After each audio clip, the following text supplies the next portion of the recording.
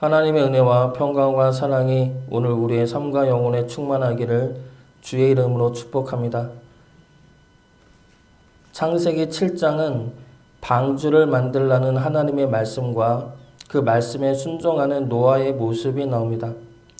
그리고 노아가 방주를 만들어 그 안에 들어갔을 때 하나님은 말씀하신 대로 홍수의 심판을 행하십니다.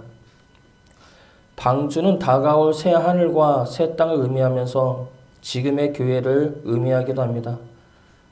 방주는 교회라는 믿음의 공동체 안에서 믿는 이들이 붙들어야 할 모습이 무엇인지를 보여주고 있습니다.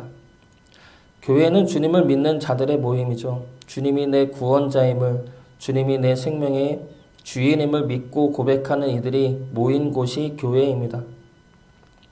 그러므로 우리가 교회 안에 있어야 한다는 것은 주님을 믿고 주님을 내 주인으로 삼고 고백하며 그렇게 살아가는 것을 말합니다. 노아는 노아의 시대에 방주 안에 들어간 자가 되었습니다. 오늘 말씀에서 보여주는 노아의 모습을 통해 우리 역시 노아를 따라 방주 안에 그리고 영원한 새 하늘에 들어갈 수 있는 주의 백성 되기를 주의 이름으로 축복합니다. 먼저 노아는 순종을 통해 하나님의 말씀이 이루어짐을 증거하는 자였습니다. 하나님은 노아에게 방주를 지으라는 말씀과 또 하나의 말씀을 주십니다. 바로 짐승을 방주 안에 들여 생명을 보존하라는 말씀입니다. 2절과 3절 말씀 보겠습니다. 너는 모든 정결한 짐승은 암수 7씩, 부정한 것은 암수 2씩을 내게로 데려오며 공중의 새도 암수 7씩을 데려와 그 씨를 온 지면에 유전하게 하라. 하나님은 노아에게 짐승을 데리고 와 방주에 실으라 말씀하십니다. 그런데 이 말씀대로 노아가 실행을 했다면 어느 세월에 짐승들을 다 데리고 실을 수가 있겠습니까? 노아의 입장에서 이 말씀을 듣고 과연 내가 할 수 있을까라는 생각이 들지 않았겠습니까? 그런데 하나님은 이 말씀을 노아에게 주시고 이 말씀이 이루어지도록 하나님이 역사하십니다. 9절 말씀 보겠습니다. 하나님이 노아에게 명하신 대로 암수 2씩 노아에게 나와 방주로 들어갔으며, 짐승이 방주에 들어가게 하는 것은 하나님이 노아에게 명하신 것이죠.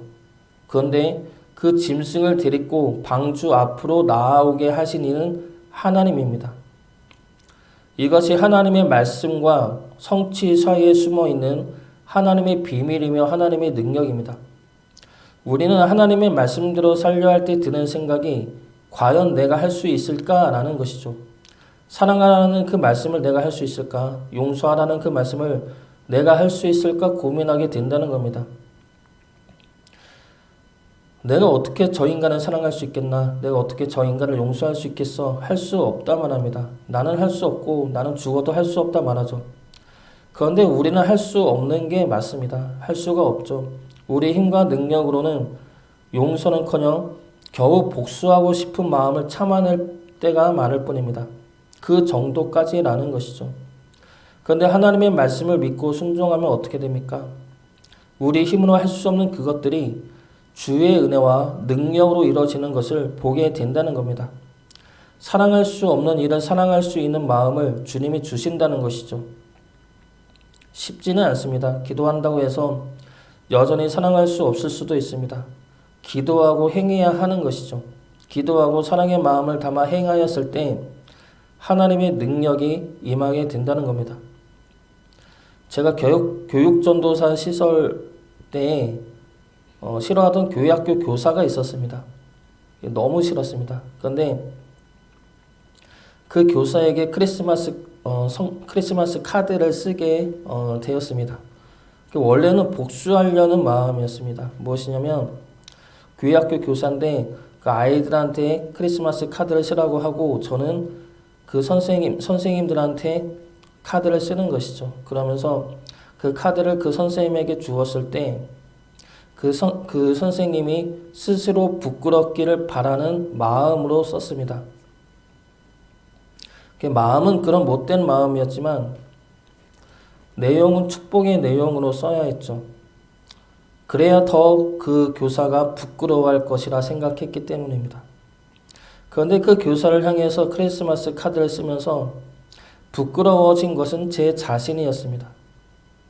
1년 동안 자존심 싸움이나 하고 주의 일에 집중해도 모자를 판에 어떻게 하면 복수할까라는 생각에 빠져보냈던 내 자신이 부끄럽고 너무나 죄송스러운 마음이 들었습니다.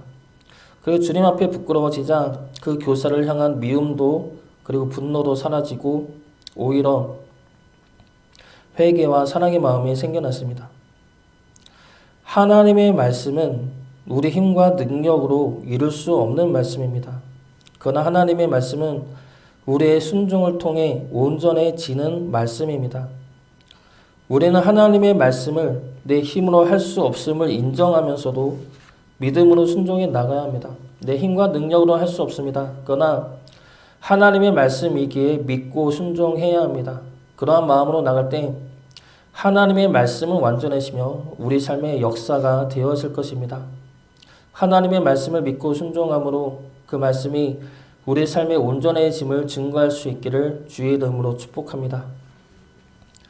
두 번째로 노아는 하나님의 인도하심을 믿고 따르는 자였습니다. 노아의 방주가 어떠한 형태인지는 아실 것입니다.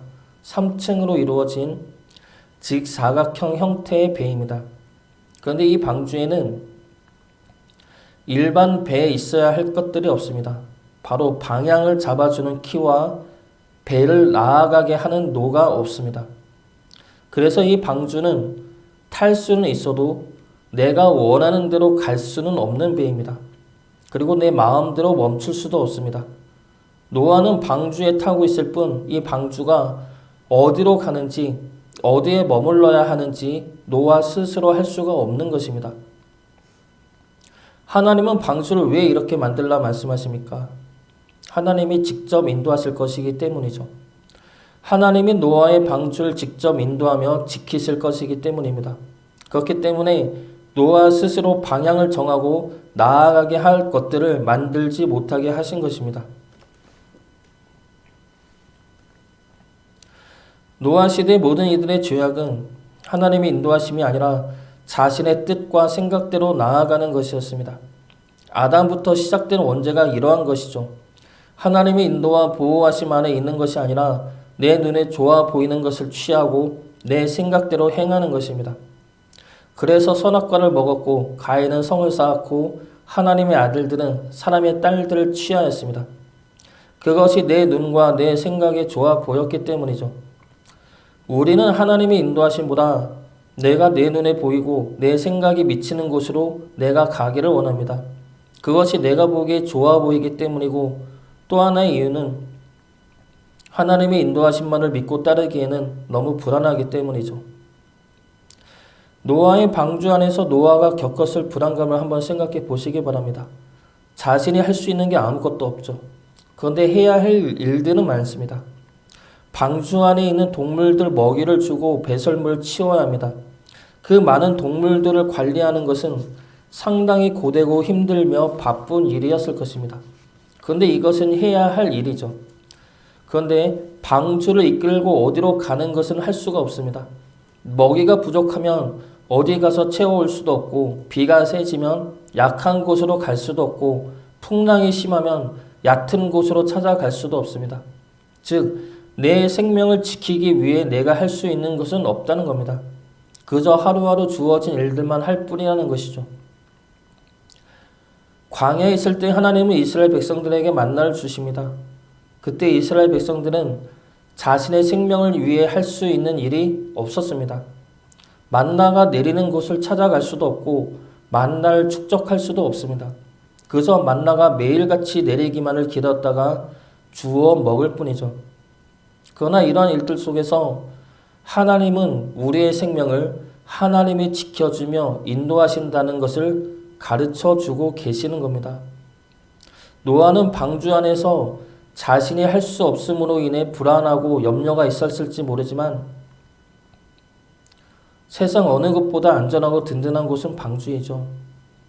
이스라엘 백성들은 광야에서 자신의 힘과 능력으로 살 수 없음에 불안과 불만과 원망이 터져 나왔지만 하나님은 40년 동안 그들을 지키시고 인도하시며 보호하셨습니다. 먹을 것이 하나 없는 광야에서 하나님은 그들을 40년 동안이나 매일같이 먹이셨습니다. 그러므로 하나님은 말씀하시는 겁니다. 내가 너희를 인도할 것이다. 내가 너희를 지켜줄 것이다. 너희들이 믿고 따라야 할 것은 너희의 힘과 능력이 아니라 너희 보기에 좋은 것이 아니라 너희를 구원한 나 하나님이다 라는 말씀을 알려주고 깨닫게 하고 계시는 겁니다. 하나님이 지금도 우리를 인도하고 계십니다. 그분의 손에 이끌려 가는 것이 우리 생각에는 불안한 길일지 몰라도 그 길이 세상 어느 곳보다 든든하고 안전한 곳입니다. 우리를 인도하시는 하나님의 손길을 믿고 따름으로 우리에게 주어진 하루하루에 충실한 자가 되어 나아가기를 주의 이름으로 축복합니다. 마지막으로 노아는 새 날을 소망하며 기다리는 자였습니다. 성경의 내용을 나눈 우리는 이 홍수 심판이 끝난 후에는 새 생명이 돋아나는 새 날이 시작됨을 알고 있습니다. 그런데 우리가 그 당시에 노아라면 그러한 날이 올 것이라는 소망을 품고 기다릴 수가 있겠습니까? 방주를 지을 때부터 세상은 반대했습니다. 방주 안에 노아의 가족 이외에 아무도 타지 않았다는 것은 그들 모두가 노아의 방주를 믿지 않았고 반대했음을 보여주고 있는 말씀이죠. 모든 이가 아니라고 하는 그 상황 속에서 노아는 방주를 만듭니다. 그리고 그 방주 속에서 무슨 일이 일어납니까? 세상을 덮어버리는 홍수가 일어납니다. 그것도 40일 동안이나 계속되죠. 40일 동안 계속해서 내리는 폭우와 천둥 소리와 번개와 풍랑 속에 있어야 합니다. 비가 내리고 있으니 날도 어두움 속에 있었을 것입니다. 해도 비치지 않은 40일 동안의 기간이죠. 거기에 더해 자신이 이 배를 이끌 방법도 없습니다. 그저 풍랑에 흘러가야 하죠.